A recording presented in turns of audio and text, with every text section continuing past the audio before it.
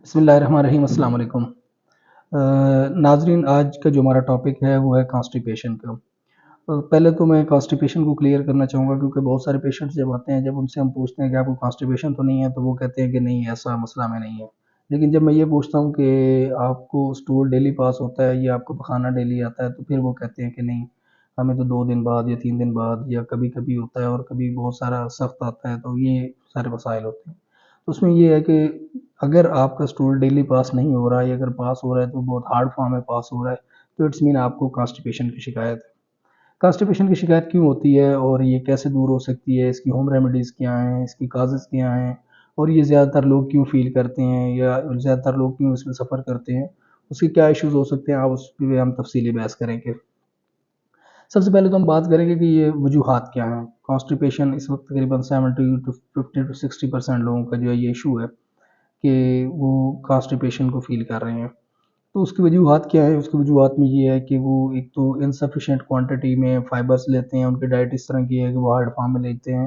ये डाइट जो है वो उसमें फाइबर्स और वाटर के कंटेंट जो है वो कम होता है, तो इस वजह से भी वो कॉन्स्टिपेशन में शिकार होते हैं। दूसरी बात ये है कि जो हमारा सेडेंटरी लाइफ़स्टाइल है, इस लाइफ़स्टाइल में हम ज़्यादातर बैठने का काम करते हैं, हमारी फिज़िकल एक्टिविटी बहुत कम होती है। इसमें स्टूडेंट्स ज़रा आते हैं, टीचर्स हैं या ऑफिसर्स हैं, कंप्यूटर ऑपरेटर्स हैं, ड्राइवर्स हैं। इस तरह के जो लोग सारा दिन कुर्सी पे बैठे रहते हैं, वो भी इस तरह के जो है सिम्पटम्स जो है वो फेस कर रहे होते हैं। इसके अलावा जो लोग स्मोकिंग करते हैं या फिर चाय, कॉफ़ी का ज़्यादा इस्तेमाल करते हैं, वो लोग भी इसको ज़्यादा फेस करते हैं। उसकी वजह ये होती है कि जब वो लोग चाय, कॉफ़ी और इस तरह की चीज़ें लेते हैं, निकोटीन ज़्यादा मिकदार में लेते हैं, तो वो पानी की मिकदार जो है जिस्म से कम होना शुरू हो जाती है, क्योंकि चाय और कॉफ़ी डायूरेटिक होती है। तो जब वो ज़्यादा पानी निकलता है तो फिर पीछे डाइट जो है वो सॉलिड होती जाती है, जिस वजह से वो उसकी मूवमेंट कम होती है और एक्सक्रीशन में इश्यूज़ आते हैं।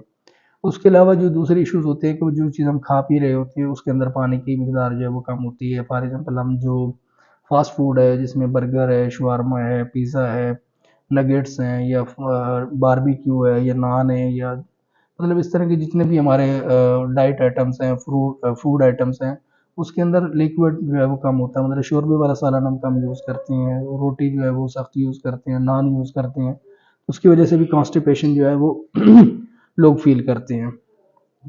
तो इसके अलावा जो है जो लोग ज़्यादा देर किसी काम में एक्टिविटी में एंगेज रहते हैं, जो वॉशरूम टाइम पे नहीं जाते, फॉर एग्ज़ाम्पल स्टूल को होल्ड करके रखते हैं 1-1 घंटा, 2-2 घंटे, ये एक टाइम पे उनको फ़ील हो रहा है, वो ट्रैवलिंग में है, वो नहीं कर पा रहे हैं। तो जो कंटिन्यूअस इसको फ़ील बार-बार होल्ड करते हैं, टाइम पे नहीं एक्सक्रीशन की तरफ जाते, तो उनको भी कॉन्स्टिपेशन के इश्यूज़ हो सकते हैं। तो उसके लिए हमें सबसे पहले तो ये है कि इससे हम बच कैसे सकते हैं? इससे बचने का जो घरेलू तरीका है या आसान तरीका है, उसमें पहला तरीका तो ये है कि आप अपना जो फूड आइटम है, उसको सेमी सॉलिड में कन्वर्ट करें। मतलब अगर आप राइस खाने के ज़्यादा शौकीन हैं, तो कोशिश करें कि अगर राइस की बजाय आप किसी और चीज़ पे शिफ्ट हों। लेकिन अगर आपने राइस भी खाना है, तो उसके साथ रायता जो है और सैलेड जो है, उसको लाज़मी ऐड करें।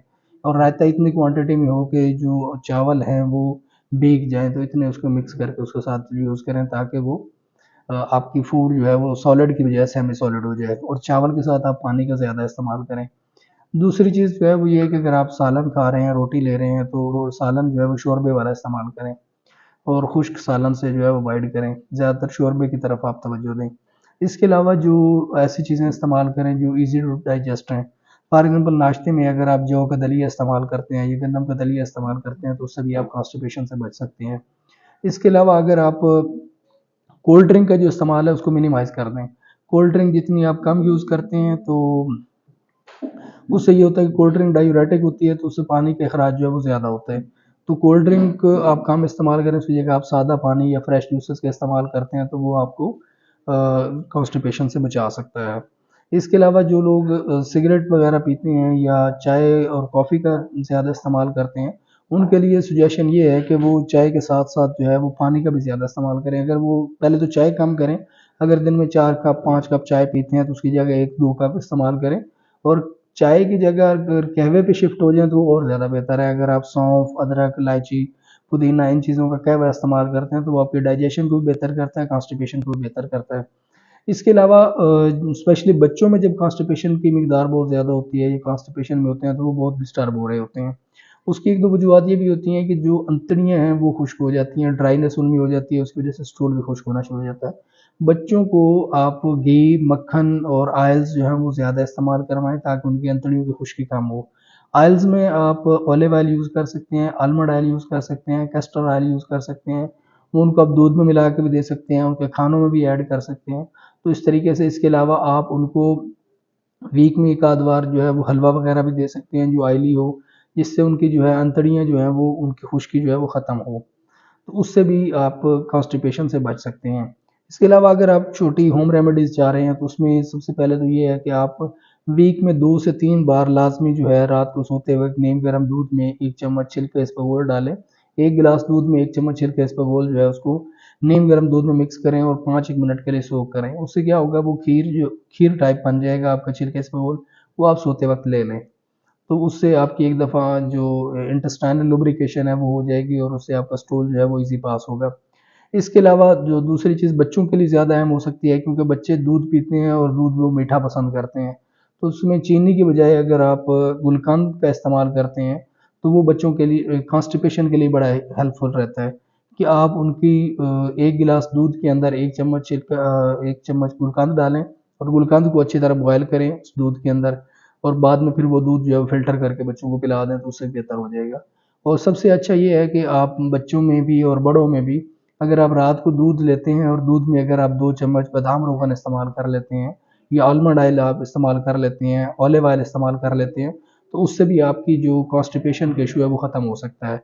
तो ये आज की थी। इसके अलावा अगर आपको फ़र्दर कुछ चीज़ जाननी हो तो आप कमेंट में लिख के हमें बता सकते हैं। बहुत शुक्रिया।